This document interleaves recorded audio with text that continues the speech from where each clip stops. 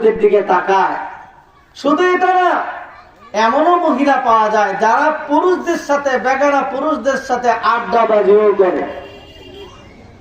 বেগানা পুরুষদের সাথে আড্ডাবাজি করা, বেগানা পুরুষদের সাথে সময় দেওয়া, বেগানা পুরুষদের সাথে বাজারে দেখা সাক্ষাৎ করা, বেগানা পুরুষদের সাথে মাজারে গিয়া সময় দেওয়া সমান গুনাহ। অনেকেই মনে করে মাজারে গেলাম, বাবার দরবারে গেলাম, সেখানে গেলে আমার গুনাহ হয় নাকি? ওইখানে যান, সেখানে যাওয়াটাও একটা গুনাহ। আবার বেগানা পুরুষদের সাথে দেখা সাক্ষাৎ করা আরেকটা গুনাহ। সেখানে আবার সোয়াবের নামে গান বাজনার মধ্যে অংশগ্রহণ করা, সেটা আরেকটা গুনাহ। মাজারে যাওয়াও গুনাহ, বেগানা পুরুষদেরকে দেখাও গুনাহ, তাদের সাথে সময় দেওয়াও গুনাহ।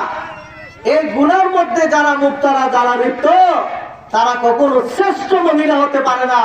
শ্রেষ্ঠ মহিলা তো তারাই হবে যাদের চোখ চলার সময় নিচের দিকে থাকে, যাদের চোখ যেখানে সেখানে তাকায় না, যাদের চোখ নিজেদের কন্ট্রোলের ভিতরে থাকে, যাদের চোখ শরীয়ত মুআফিক চলে, তারাই হবে শ্রেষ্ঠ নারী, তারাই হবে উত্তম মহিলা।